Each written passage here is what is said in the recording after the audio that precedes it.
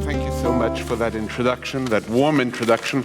Let me thank the President Erland Kolding Nielsen, Bette Thomas, and Matthias Ollander, and of course, most warmly, Lisebach Hansen for inviting me back to Copenhagen, a city that I've learned to love. And last year we spoke about Kierkegaard, and this year we'll speak about Kierkegaard as well with Slavoj Žižek. Right? This is a surprise to you, but I figured we would do that. Now, Slavoj. First of all, I don't know if you can see there on the screen, we have what is called the Helix Nebula, the Eye of God. It's a planetary nebula formed at the end of stars' evolution. And the people here thought that this would be an interesting image to have up while we were speaking. Why?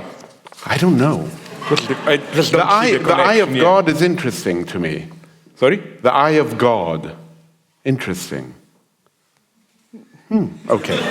Now, but we can connect this directly later with our topic, because I think that for me, don't be afraid, I will not talk for half an hour as I usually do, but...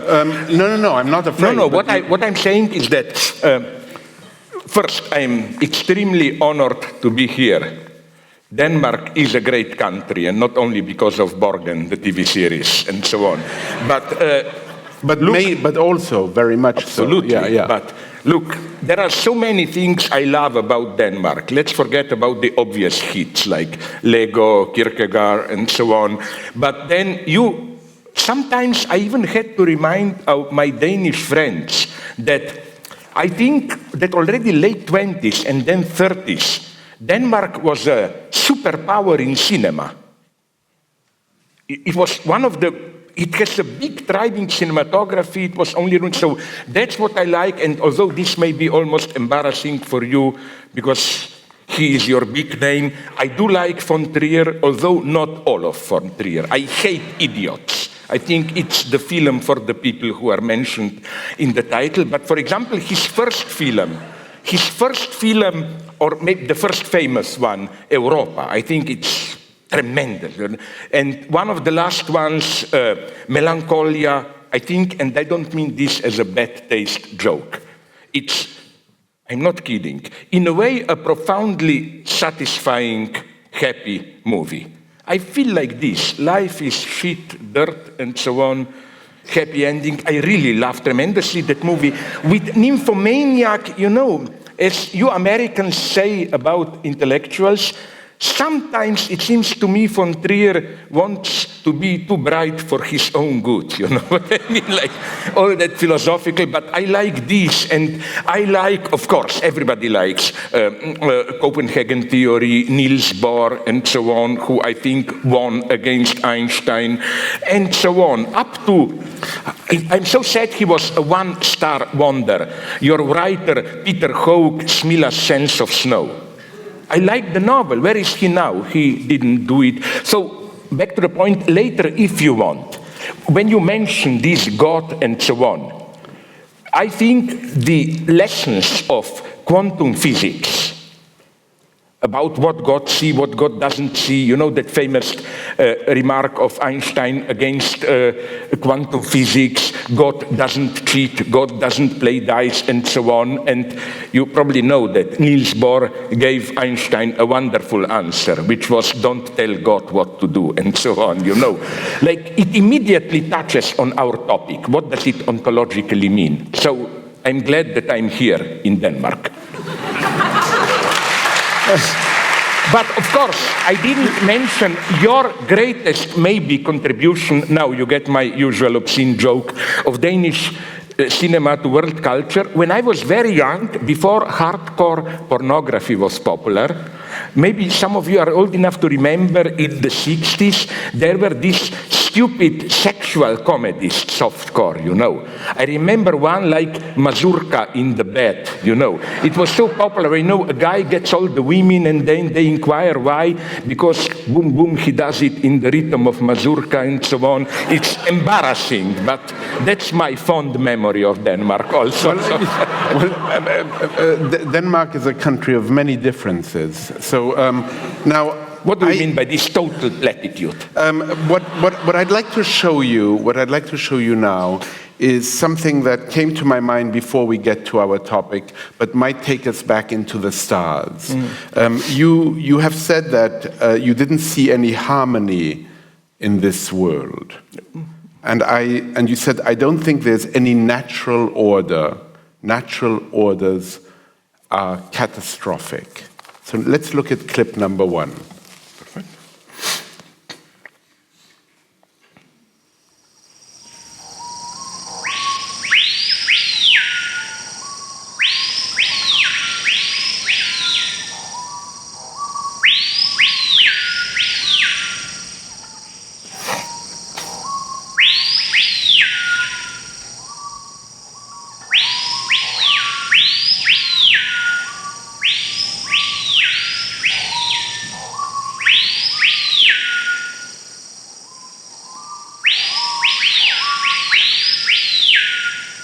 It's an unfinished country. It's still prehistorical. The only thing that is lacking is the dinosaurs here. It's like a curse weighing on an entire landscape. And whoever goes too deep into this has his share of that curse. So we are cursed with what we are doing here. It's a land that God, if he exists, has created in anger. It's the only land where creation is unfinished yet. Taking a close look at what's around us, there is some sort of a harmony. It is the harmony of overwhelming and collective murder. And we, in comparison to the articulate vileness and baseness and obscenity of all this jungle, we, in comparison to that enormous articulation, we only sound and look like badly pronounced and half-finished sentences out of a stupid suburban novel, a cheap novel. And we have to become humble in front of this overwhelming misery and overwhelming fornication, overwhelming growth, and overwhelming lack of order. Even the stars up here in the sky look like a mess. There is no harmony in the universe. We have to get acquainted to this idea that there is no real harmony as we have conceived it. But when I say this all full of admiration for the jungle. It is not that I hate it, I love it. I love it very much. But I love it against my better judgment.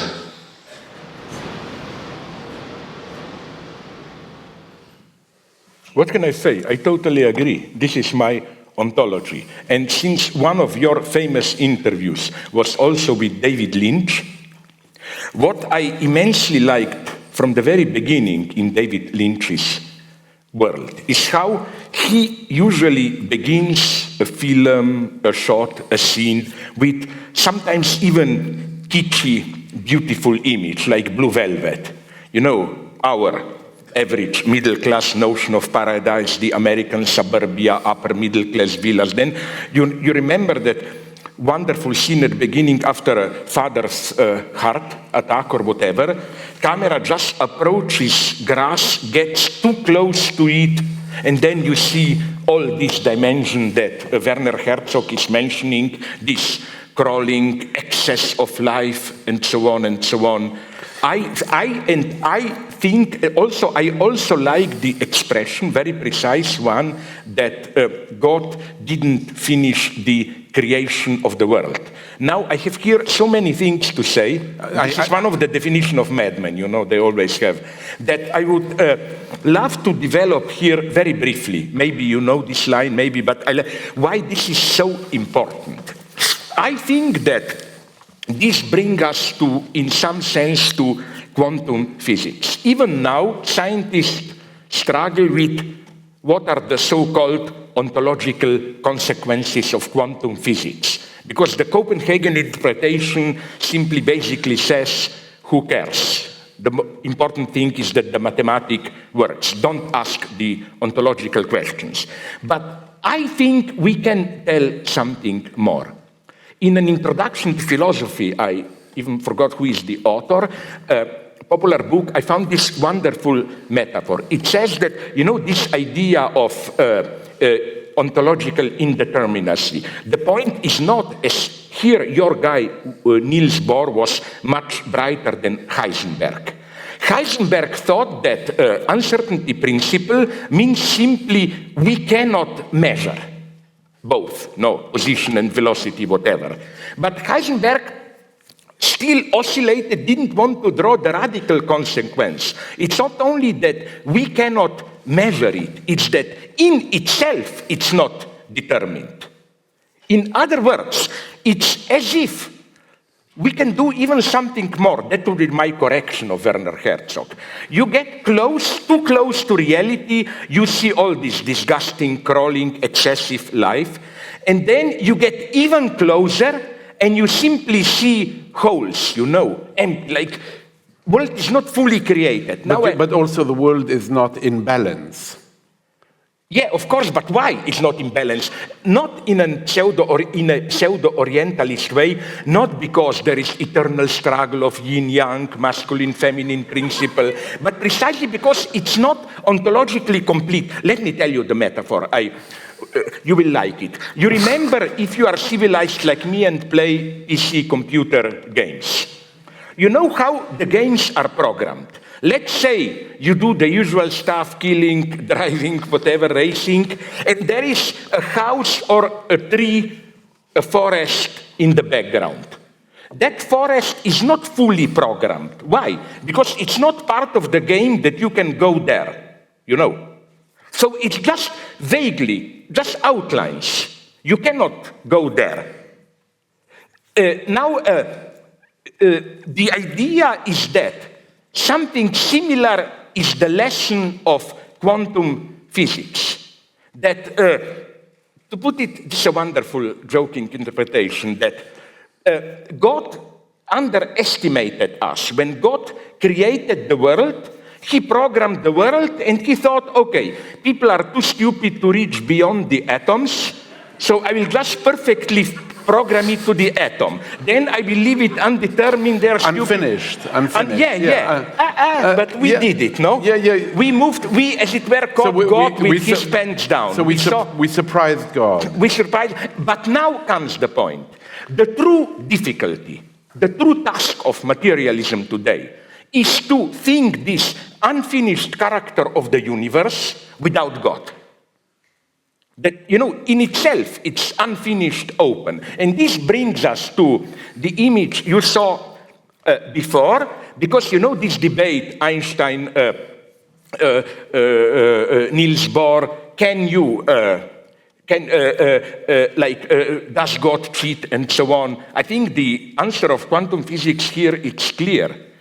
No, it's not that God is cheating. We can cheat God. Reality, because the idea is this one.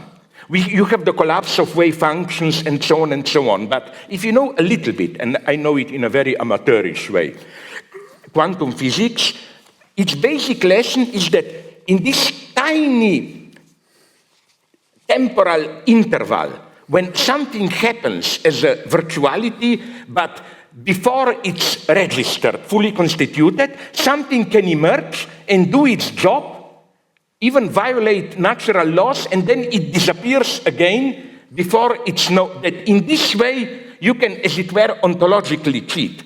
What this means, insofar as God is the big other who watches us all, is that what quantum physics calls the field of quantum oscillation virtualities, it's precisely a field which God doesn't control. Now, to come to our topic somewhat. We were already there. We are already there. But I'm disappointed by you. So quickly. It's hope. Now it can move only upwards. It can move, okay. You were mentioning Lynch. It was interesting to talk to him about that very beginning of Blue Velvet. But also with some other movies, this is I know. He goes down, and sees the crawling. Once even on the TV screen, in one of the, I think, is it one of Twin Peaks, where you see it's nice effect in the other direction. Reverse. You see some totally abstract stains, and then camera goes slowly back, and you see it's simply the TV screen. But it was interesting to ask him, when did he start to see under the grass all these crawling monsters and all these crawling beasts? And his answer was extraordinary. He said to me, I had a happy childhood. Yeah, because I tend to agree with this, because you know what happens when we enter this obscene area at the beginning of Blue Velvet? Father has a heart attack. Yeah.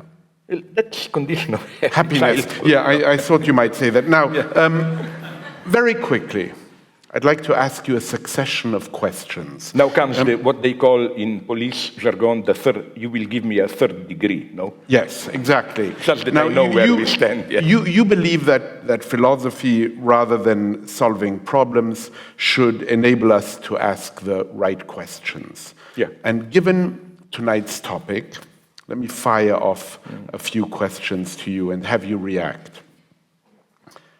What questions should we be asking? Real questions. Should we be asking about whistleblowers and privacy? Is government surveillance really a problem? What way is the right way to formulate the problem? And how did we arrive at this mess, at this juncture? Oh my God, you are evil, because now to answer this properly, it would take today's and tomorrow's session. But we have time. Go ahead. Okay. First, let me begin with maybe a more philosophical note, which I hope you will find stimulating. I hate this word. But, today it's fashionable to say, no longer big metaphysical questions we need to ask, no. Do we have a right to philosophize when children are starving in Somalia? This type of questioning. I claim, no. If there is a lesson of what goes on in human sciences, social sciences, natural sciences, that precisely we have to return to so-called shamelessly big metaphysical questions. In the last decades, and this, if anything, postmodernism means, the predominant orientation was so-called discursive, by this I mean simply discourse, logic of different discourses, historicism.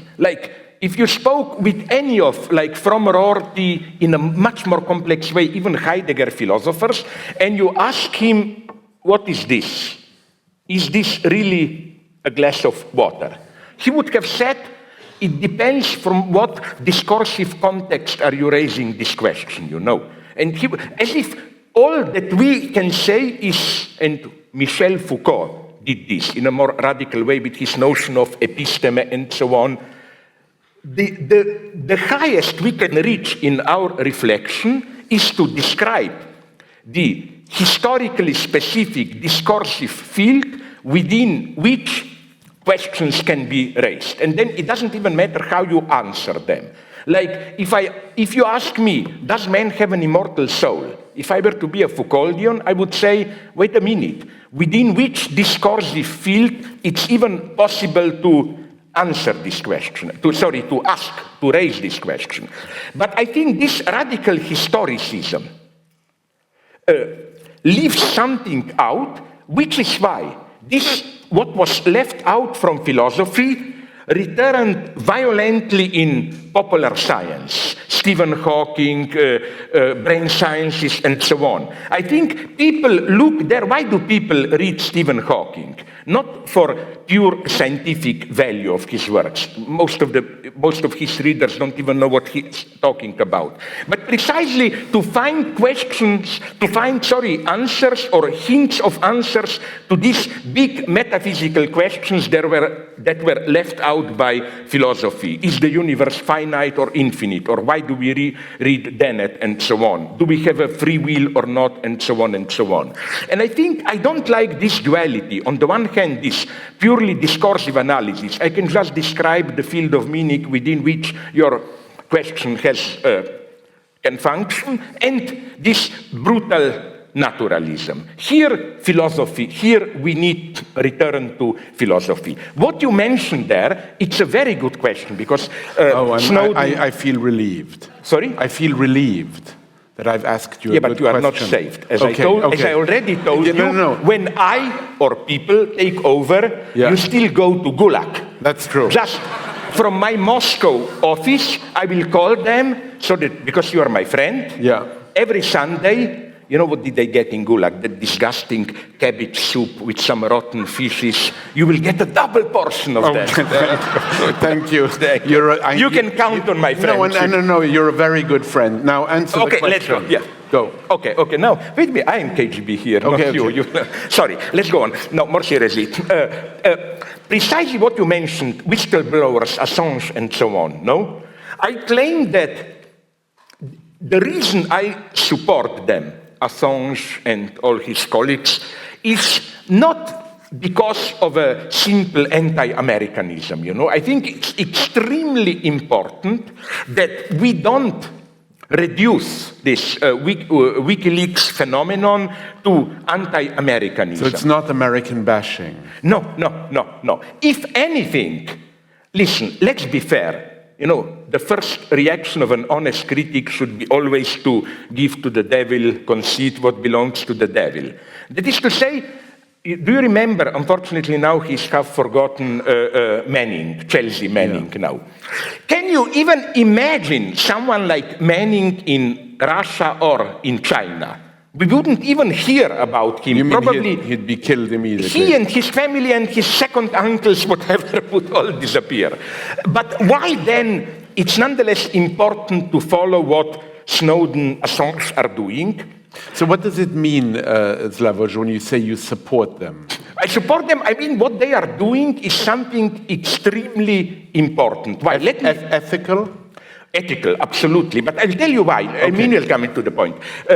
Because, listen, in China, of course, China is incredibly more oppressive. Of course, if I were to choose where would you prefer to live, China or United States, I would prefer United States. Maybe not some small village in the Bible Belt, but New York and so on. But you know what? In China, at least there is one thing. No one has the illusion that they are free. They know very well the party there determines you can, you cannot, and so on. So, but the horror, the danger of United States, and this is what we learn from WikiLeaks, from Snowden especially, is that you can have a country where people basically experience themselves as totally free. Basically, at least. You do whatever you want, and nonetheless you can be pretty much totally regulated, controlled, and so on and so on. The most dangerous unfreedom is unfreedom which you don't even experience as such. If some of you are feminists, and even if I engage regularly in bad taste anti-feminist jokes, I am a feminist. Every good feminist will tell you that the first step of women's liberation is just to realize your situation of oppression. The first step of feminine liberation is when you say, no, my role that I play is not something natural, it's the result of oppression, and so on and so on. So we need something similar here. That's the first point. The second point, as you indicated, I'm a little bit skeptic about this paranoia, we are totally controlled, and so on and so on. I think that we shouldn't take this too seriously. And This doesn't make the situation any easier. If anything, it makes the situation even more... So you're saying that the paranoia is not justified? It is justified, but we should be aware that, if again we go into theological metaphorics, that paranoia, yes, a divine-like NSA, the big eye, knows everything. But at the same time, this mega machinery is extremely stupid. They don't know what they know. And this makes it even more dangerous. The mega machine being what? Mean all these ultra computers of NSA. Big data. Yeah. They don't know what... Do you remember, this is a very superficial anecdote, but it's indicative. Do you remember what happened, I think, a couple of months ago to a guy from LA? It was reported in all the media. He was Googling the ways to kill your wife, something like that. A couple of days afterwards, FBI brutally entered his house, arrested him, blah, blah, blah. Why? Because Google, who collaborates with Google reported this, to FBI, but you know what was the result? This guy was one of the, all the series, CIS, police investigation. He was simply writing a scenario and wanted to check, And you have this again and again, or from China, they told me a wonderful example of this stupidity. A guy, just before Tiananmen anniversary, a guy was professor, English in Beijing, was flirting with a lady in London. And since they were both educated, he used a wonderful quote from Shakespeare. Because, in Elizabethan England, the verb protest meant also, even principally, I publicly declare. And he quoted to her, I protest my love to you. Chop, chop. The conversation was cut short because the verb protest was prohibited, associations with Tiananmen. What I find so ridiculous is that if the guy were to be extremely vulgar and told the lady something like, I will fuck your brain out, whatever, everything would be okay. You quote Shakespeare, and this is a real problem. I spoke with people... The true problem here is education. Yeah, but of those who control us. I mean, computers just give you immense amount of data. And you can play with it. I think this may render such... Let me give you an example. When I was younger, I was a half dissident. Half. I was not a hero. I just couldn't get a job, but I was not arrested, tortured. Okay. We had some meetings, and we did something which afterwards we realized, friends told us who knew some secret policemen, Slovenia is a small country. Everyone knew everyone else. It worked wonderful. We knew our meetings were controlled by, were taped, wired, listened to by police, no? So we didn't hide anything. Just at the end of every conversation, we did a short imitation of ridiculously clichéic, secret coded speech. All this, like at the end I said, mother baked a good apple pie. These ridiculous codes. And afterwards, we learned that this got them totally paranoid, what this means and so on. So don't be too afraid. Even if they listen to anything, they are stupid. Those in power. I don't fear So what are the right questions to ask about whistleblowers? I mean, because we haven't gotten to that. Okay. Yeah. Let me... Okay, instead of... This would be the first correction. Instead of just this paranoia in the sense of, oh my God, they know everything. Because they don't. They know maybe at the level of data, but they don't know what this data mean and so on. So they don't know what to do with it. But on the other hand, this is not just good news. This can also mean that you are a totally innocent citizen, innocent even by their standards, but nonetheless you are classified as a potential terrorist and so on and so on. It's a much more Kafkaesque situation, So this is the first thing to do. The second thing we already talked about it, the second way we should correct the usual perception is that usually we take all this whistleblower stuff as protecting our privacy. Oh my God, all our private secrets are public, there is no privacy. I think, and from what I know you also, and many intelligent people know this, that the true problem today is rather the opposite one. That the public sphere proper is disappearing. The public sphere is more and more structured or functions like a socialized private sphere. You know, even politicians, they talk like making confessions, mix private... I do believe that, but say something about what you mean when you say the public sphere is contested. What do you mean? Okay, I will... first, I think that although some naive leftists, even anarchists, would have criticized me here, I think that a certain level of alienation is a good thing. By alienation, I mean, now we, let's say, talk obscenely and so on, but then, if we have to have a serious statement and so on, you know that you speak for the record and you speak in a way where it doesn't matter, and it's simply irrelevant that you privately think that you are making love to a lady or whatever. You know, it's irrelevant, all this. What matters is what you say publicly, and this gap is disappearing, I think. Even politics is becoming more and more a sphere of confessions and so on. And now I will give you a very touching example, and sorry, I'm not always a bad taste cynic, now I'm very sincere. Sometimes even vulgar humor can work as marking this distance. Let me tell you a story, very short one, don't be afraid. I was told by the one who is unfortunately not here, one of the Communist Party troika of Slovene Lacanian school, me, Mladen Dolarent, Alenka Zupancic. She was recently in Sarajevo, and she told me that there is a linguist there, historical linguist, studying actual functioning of language, who discovered, shockingly, that in Srebrenica, you know, Srebrenica, Serb massacre, maybe the most horrible crime of post-Yugoslav war, all men in the town of Srebrenica killed, that there is a whole series of jokes about Srebrenica, made the jokes by the survivors themselves. Like, of course, I cannot resist telling you one.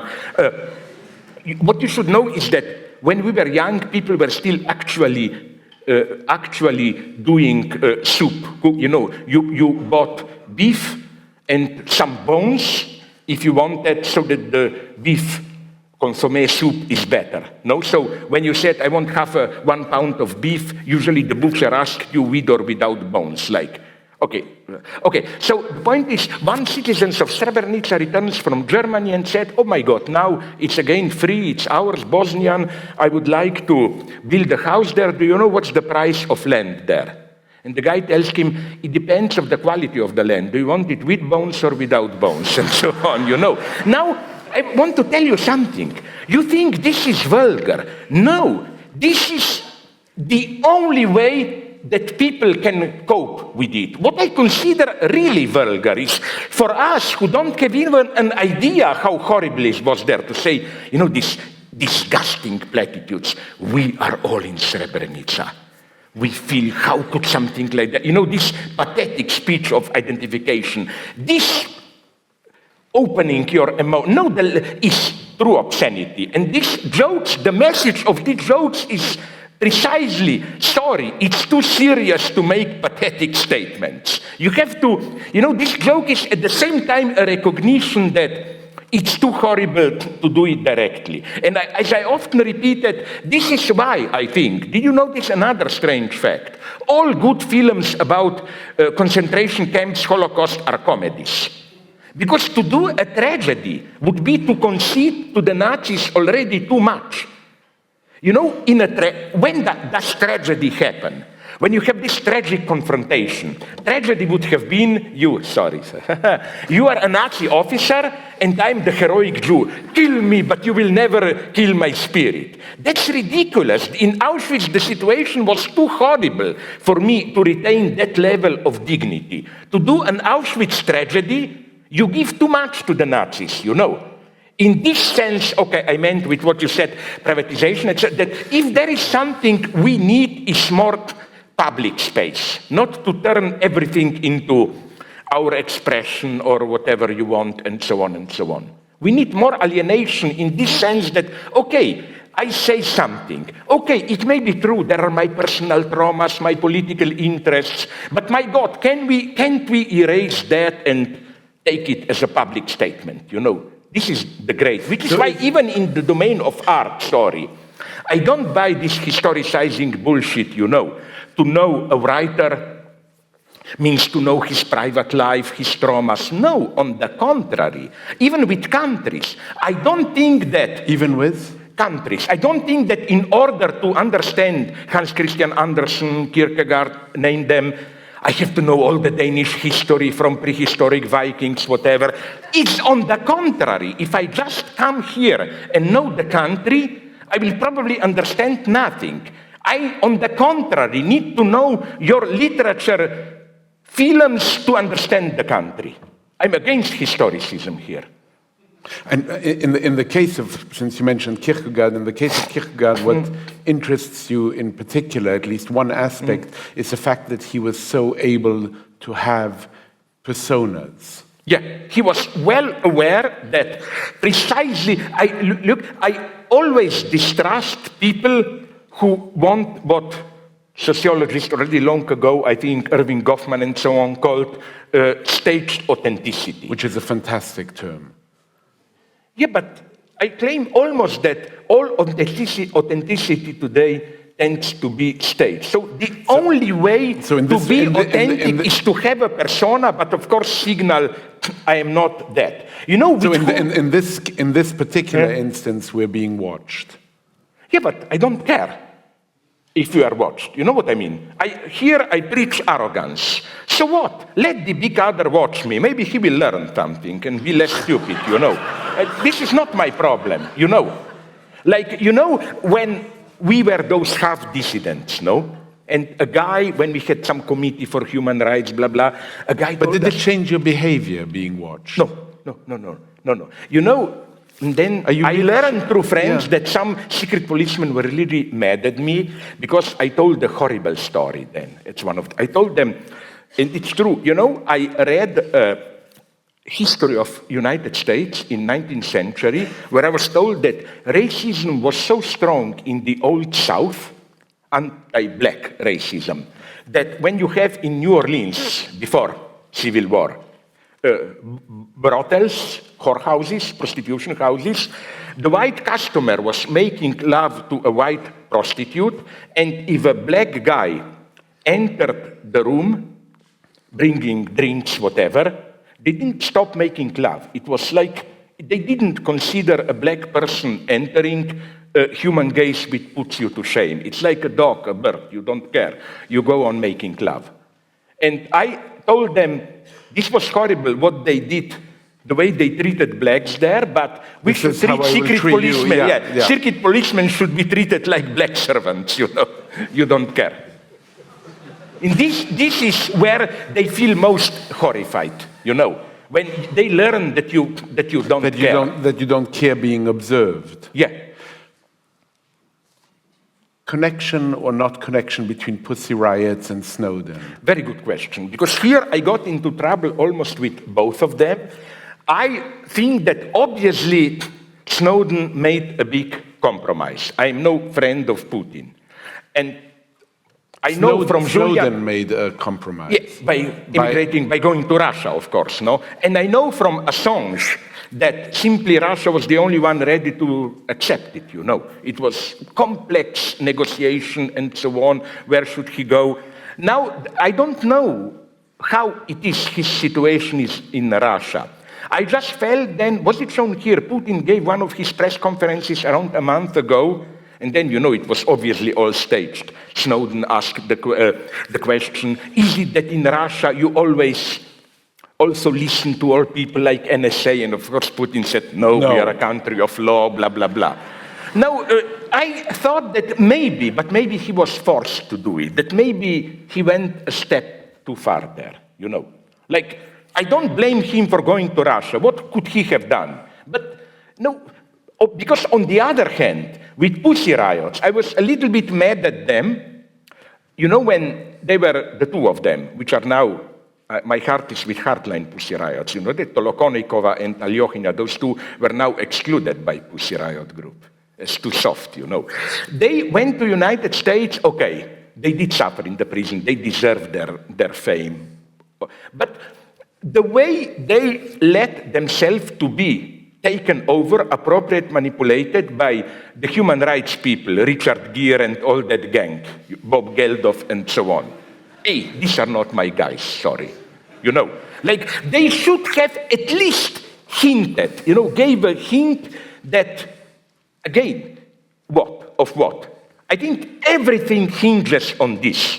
WikiLeaks, Snowden, Pussy Riot, aspects of the same struggle. Which is Struggle for public space, precisely. Emancipation, public space.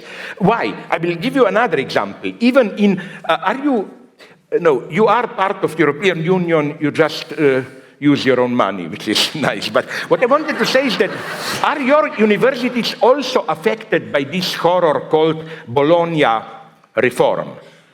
And okay, it's much more complex, but the basic lesson of Bologna, the basic idea of Bologna reform is precisely to get rid of what already Immanuel Kant called public use of reason, which is very interesting philosophically. You know, for Kant, public use of reason is not when you speak publicly. Public use of reason is when you reason in a way which is not constrained by what Kant calls private goals, but for Kant, state is in this sense a private institution.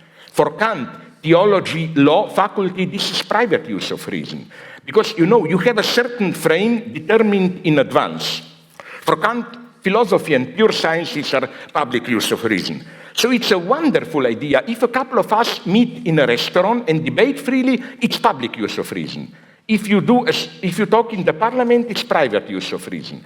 And the idea of Bologna school reform... The idea is that we don't have those public spaces in which to debate. Yeah, and directly the Bologna reform, which is going on now in all of European Union, is, I claim, basically, I simplify it, but basically it's true, because I follow it in Slovenia, in United Kingdom, and so on. It's one big attack on public use of reason.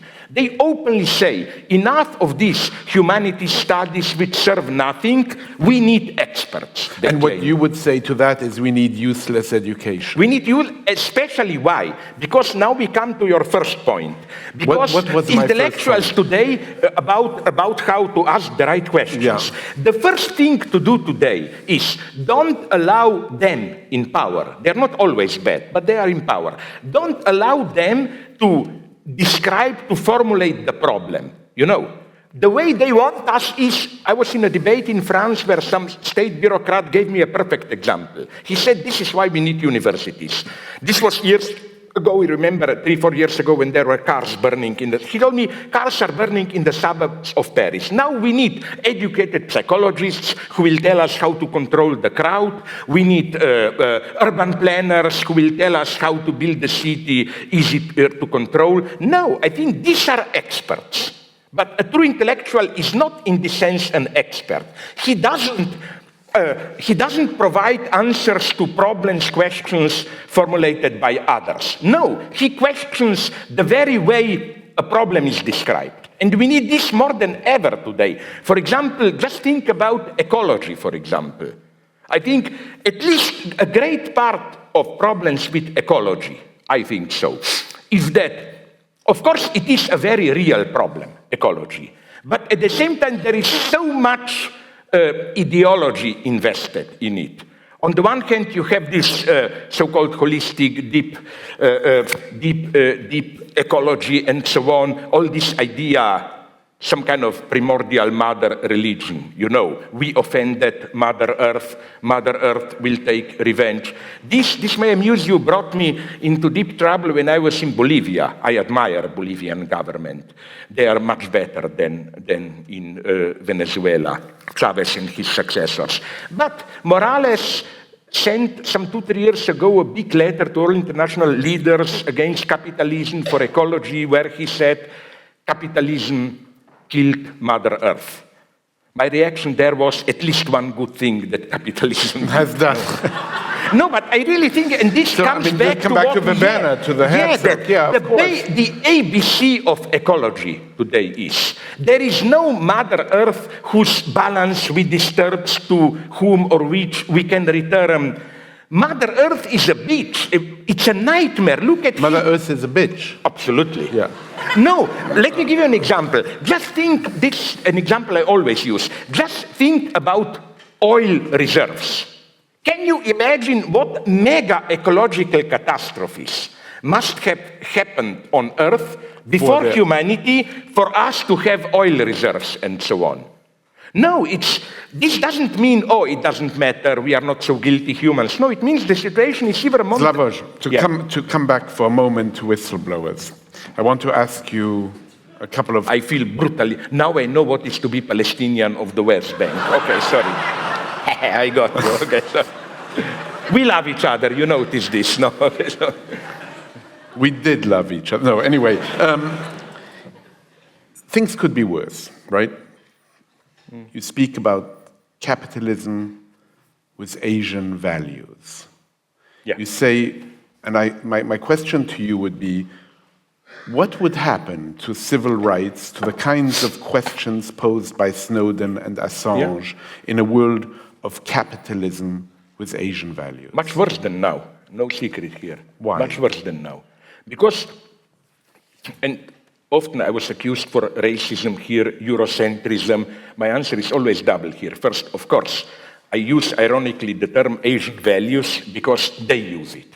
Like when I was in China, they told me we need to reinvent democracy with Asian values and so on. But basically, I simply think, okay, my God, I repeat this all the time. I hope you haven't heard this too often. But my basic idea is simply that one always have to give the devil what belongs, as already said, to the devil. Well, let's be frank.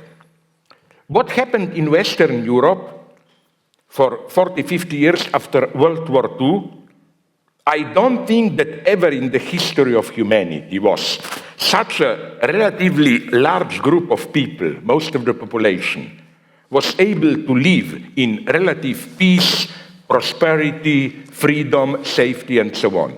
What I see on the horizon is that this space is getting narrower and narrower. In other words, till now, one has to admit it, communism and democracy, at least the way we understand it, did go together. Whenever you have a capitalism, yes, it did need from time to time a little bit of fascism or dictatorship, Chile, South Korea. But then when things start to move again, it always generated a demand for democracy.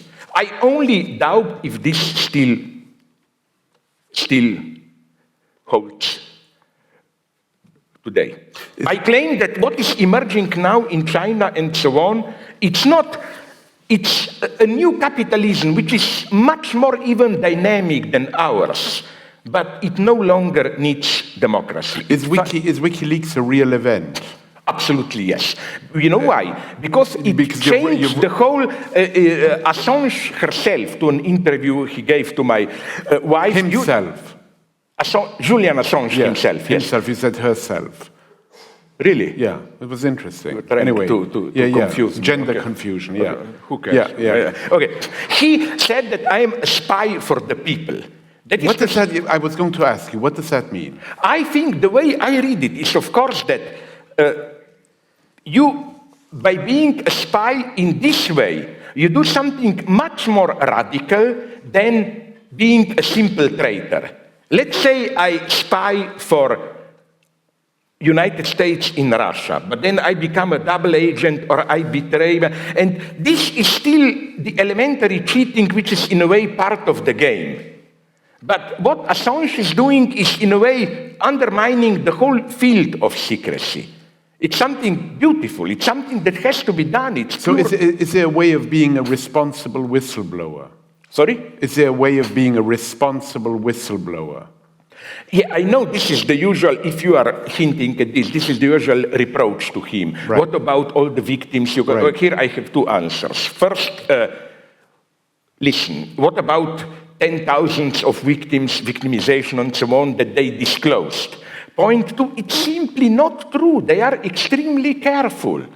They don't mention whenever possible names and so on. It's simply absolutely not true that irrespective of victims, they are just making documents public, and so on and so on.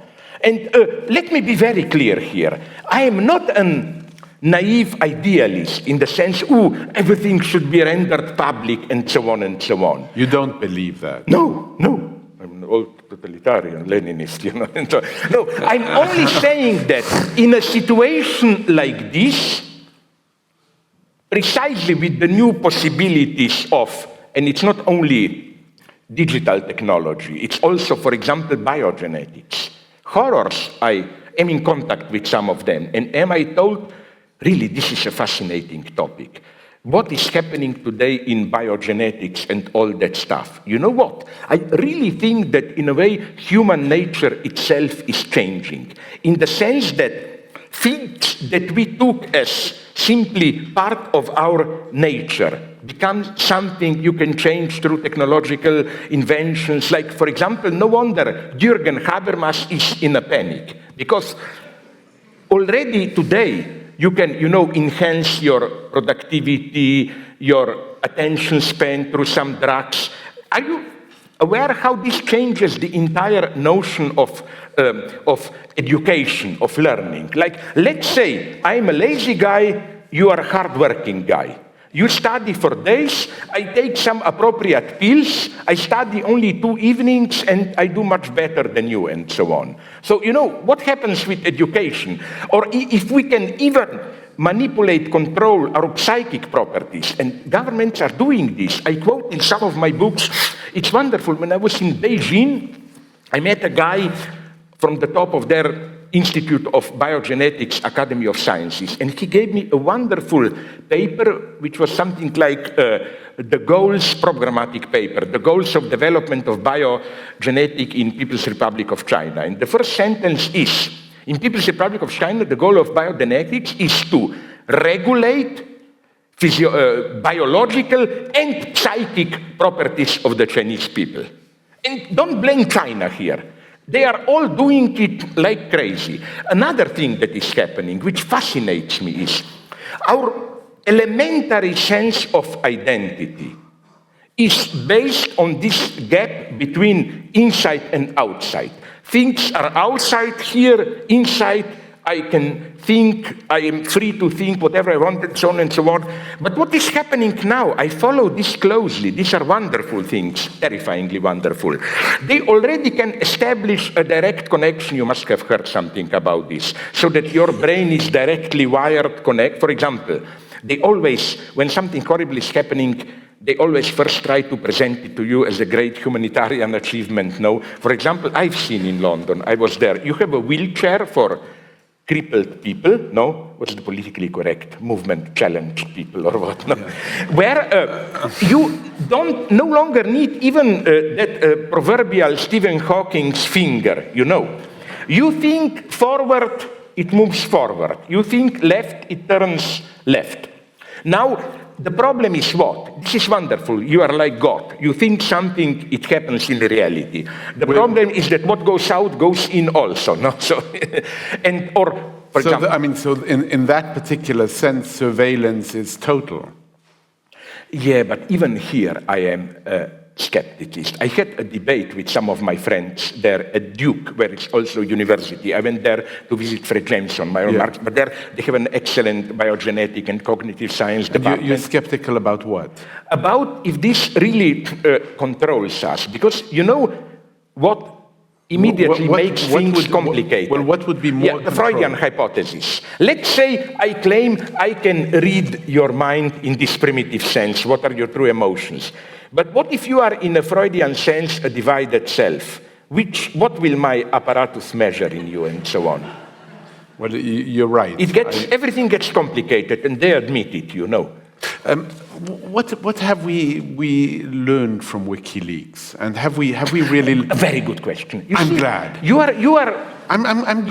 You're not a complete idiot. No. I didn't mean this as a joke. What I said is that I think there are only 2 types of people in the world. I didn't take people who are complete idiots and people who are not complete idiots. I didn't take it. There is no third way. I didn't take it as a joke. But please continue. Okay, that's so interesting. Let's be frank. I don't think we really learned anything new. I thought you would say that. Yeah, because it's not that, oh my God, I thought nobody controlled us and now, ooh, I learned. No. What happened is that this became public. We can no longer pretend that we can ignore it. We are forced to accept it. So secrecy became public. Yeah. And you know why this is... But you know, I've always been interested, you probably know the origin of the word secret. It literally What, means... toilet? No. No. Because in my country, secret means toilet. No. Well, but it is. It means to secrete. Yeah, of course, yes. Of course, right? Yeah. It means something that already can't contain itself. Yeah. You know, the old Thomas Jefferson line that for two people to keep a secret, one has to be dead. I mean, so there is this line. I would also kill the first one, Yeah, but that's okay. another story, okay. No, what I wanted to tell you is this, because let's be here very frank. So we haven't learned anything. But this is not so important, because I know it's the same as, for example, let me make it clear what I mean by this. I read somewhere that when Americans liberated one of the camps, the few of them that were in western part of Germany in 1945, they immediately sent the army to collect, to bring together all the leading local people there, the mayor of the town, blah, blah, and force them to see the camp. The corpses there and so on. And then the mayor of that city, I forgot which one, killed himself and so on. I think this was a deep act of hypocrisy. Because with this suicide, he wanted to impair, to get the message, oh my God, I didn't know it, now I know what horrors were happening in front of my door. No, they knew it. They just were not able to ignore it. And I think it's the same here. Here I'm a little bit of anti-democratic pessimist. In the sense that if you really ask people, like, cut the bullshit, what do you really want from government? I don't think people really want that government should not torture people and so on. The point is, do it, but do it discreetly. I don't want to know it. And so, and do it in order for what?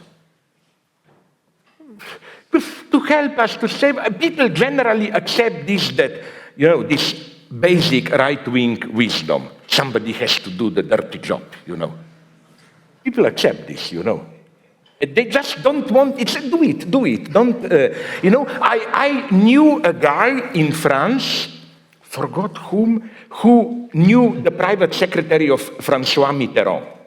And in France, when secret police wants to liquidate someone, like, to give a plastic example, if I were to kill you and so on, the secret police, if it's not just murder in battle, but like clear liquidation, the president has to sign the order. And Mitterrand here really represented it. He always said, but can't you just do it? No, I don't want, just do it. Don't bother me with signatures and so on, This is what people want, I claim. They want to, I even am more pessimist here, and I think that, what is democracy today? People don't want to decide. People want the appearance to decide, but they want someone to clearly, people want to maintain the appearance that they decide in elections, but they want somebody to clearly tell him how to choose. They want the appearance of a freedom of choice. And when people... Are you following the European elections? No, because I think that Europe is for obvious reasons, in a real crisis. I even published a short book in French called, this German title from Freud, Was will, what does Europe want? A paraphrase of Freud's, what does a woman want? Was will das Weib? And what is your verdict? Yeah, it doesn't know, no? Women, I think, know very well, usually, at least the women I know. But no, isn't it obvious that Europe is simply oscillating between a couple of models? One is this neutral technocratic model. We should just be efficient, modernize, become part of the global market, blah, blah, blah. But surely you must be worried by an emergence of right-wing... Yes, but here I think it's too easy to just blame the right-wingers. In what sense? Usually, centrist libertarian liberals, those who nonetheless care about human rights, against racism and so on, they tell us who are a little bit more radical leftists, no, listen, okay, maybe we sympathize with you, but listen, now we have those right-wingers, anti-immigrants, shouldn't we all join forces and blah, blah? I don't think this is enough, because I think that the true question to be, I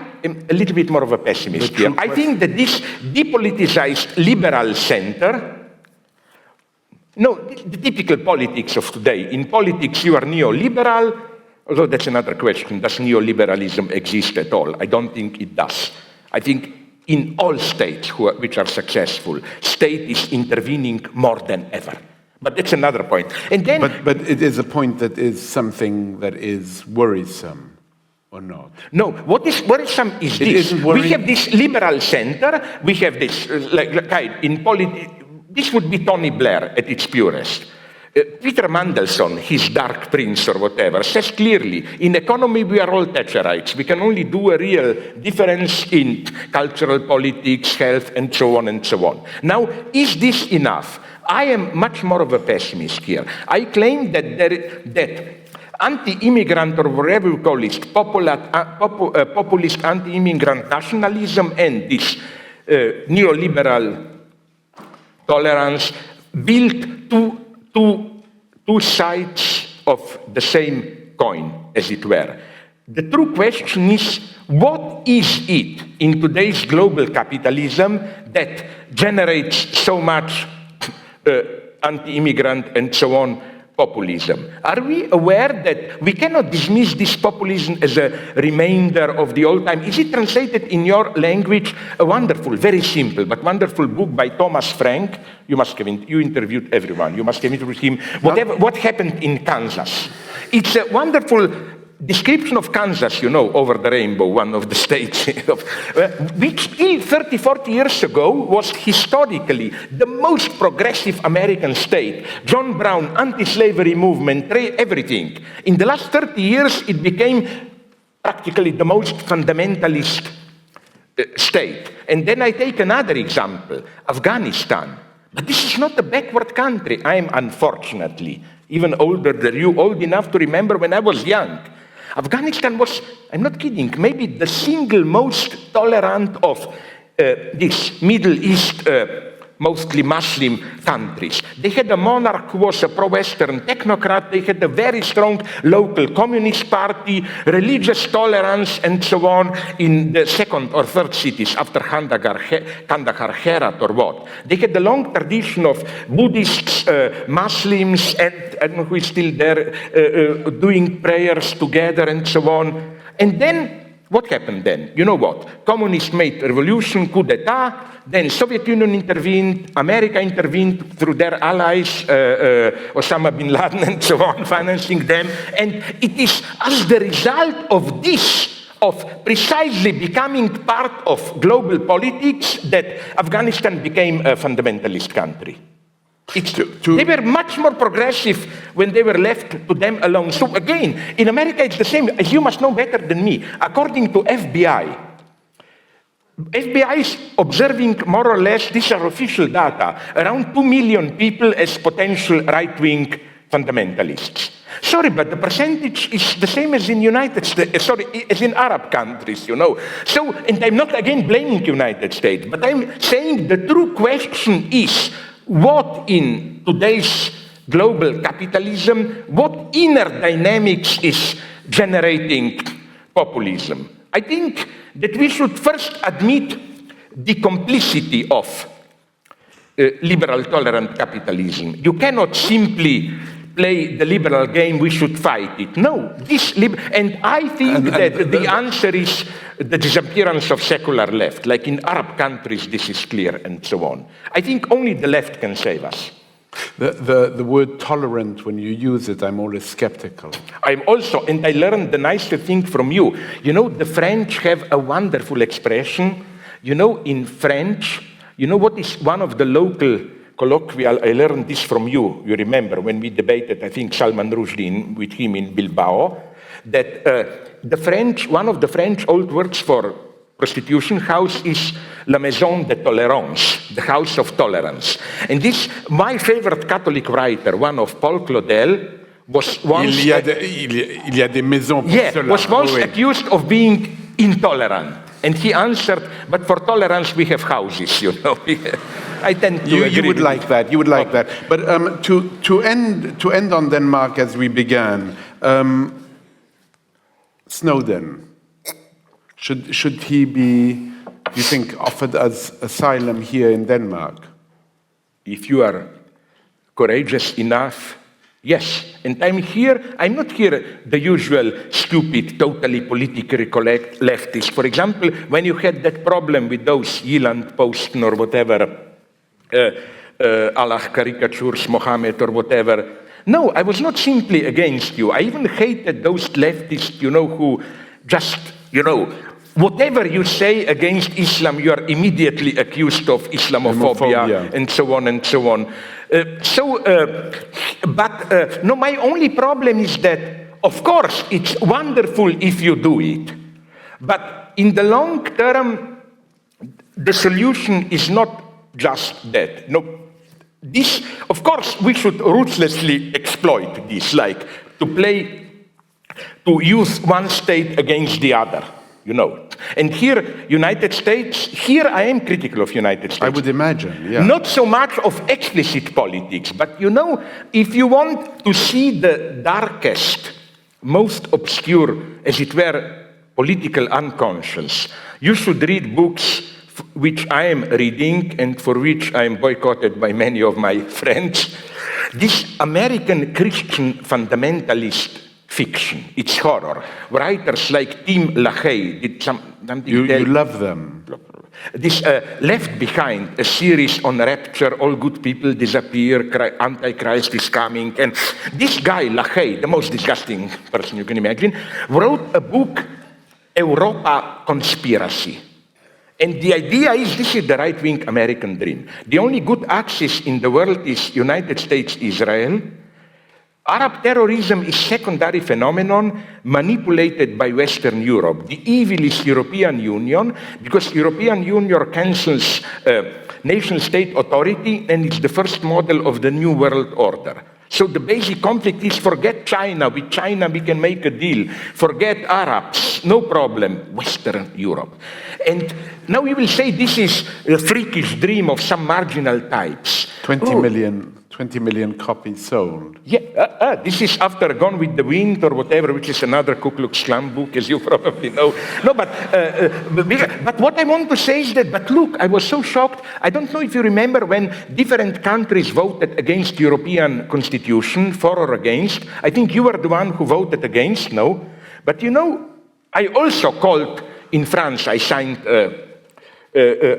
a public call to vote against. But for tactical, what I want to say is that I was so shocked when people discovered in Ireland, do you know this, that there the campaign anti-Europe, against European Constitution, was financed by CIA directly.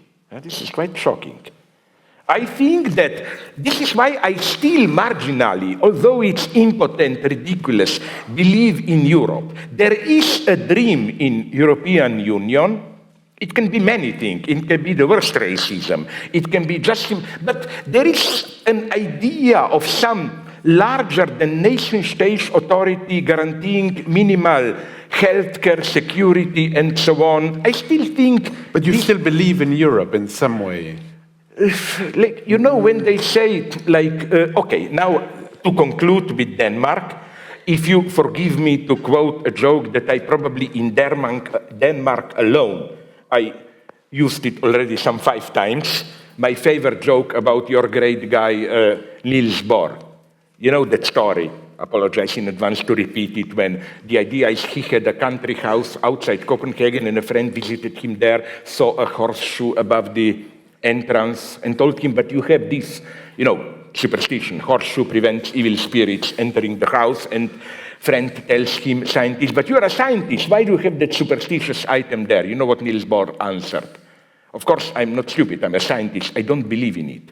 But I have it there because I was told that it works even if you don't believe in it, you know. This would be my idea of Europe. I don't believe in it, but fuck it, maybe it will work, you know.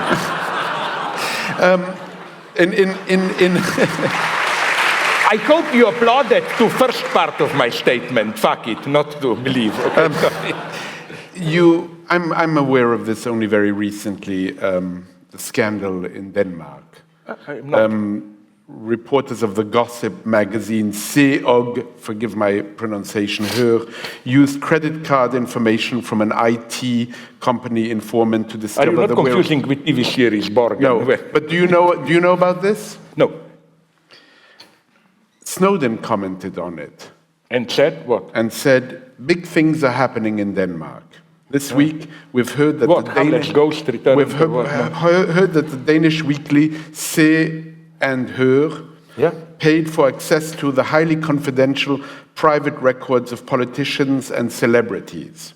Anybody who writes an email in Aarhus, uses a credit card in Odense, or calls their mother in Copenhagen will have their private records incepted, analyzed, and stored, not just by an accountable state security bureau, but even private companies and newspapers.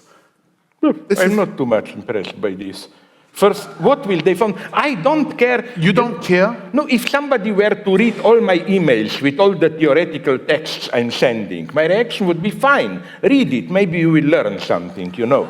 And what do I care with my, I'm not poor, but with my, okay, for me a big deal is, 5,000 euros I send them there. What do I care, you know? So what's the big deal here? The second point, he said... You don't care. No, because this is not where I am. I have my intimate dreams and so on, and even there I basically don't care. Why are you afraid? People are stupid out there. No, so you don't care being observed? No. What do I care? People are stupid. They don't threaten me. It's like showing a newspaper Hegel's logic to a cow. Probably he will read it turned around. Because when he says there, experts are... But wait a minute. If you take seriously what Snowden implies there, experts are analyzing it. No, it's stupid computer program. If experts were to analyze it, then 90% of Danish people would have to be employed to analyze all the time what the 10% are doing. I think that all this state control can end only in a big confusion. Confusion, you know, they think they know, then they base measures on that which introduce an even greater confusion, and so on and so on. I simply don't believe in efficiency of this total control or whatever. It's big computers, and then, you know who told me even this? This was one nice joke by Assange. He told me that they still have inside people from CIA who help them, who anonymously send them data. And they discovered that CIA have some programs of decoding, blah, blah, blah, and their WikiLeaks messages. And at some point when WikiLeaks didn't have enough money, Assange told me that jokingly, of course. They considered the possibility of contacting CIA and tell them, but let's make a direct deal. Like, we will tell you data, sell you our data, and it will be cheaper than all the programs that you used to, you know. So, no, I think this is where we should be paranoiac, yes, apropos of what is happening to us. And at a certain level, it is like, for example, did you see which movie? Was it not Inside Job or whatever? One of those documentaries about 9/11, which, you see how censorship silently works. It got Oscar for the best documentary, but it practically is unknown, you know. Somehow they succeeded in hushing it down, how you call it. And there you learn, of course, that, for example, the 2008 or when financial crackdown, no, this was not just chaos of capitalism. It was a well-planned operation of some of the big banks. At this level, yes, we have to be paranoiac. But you know, like, it's, how should I put it? We should strictly distinguish this, can I call it naively, justified paranoia, no, realist paranoia from the false paranoia whose model is, for example, anti-Semitism. No? Anti-Semitism is also paranoia, but it's clearly Really? Sorry? Really? Like, don't provoke me here, because with my best Jewish friend, You have some good Jewish friends.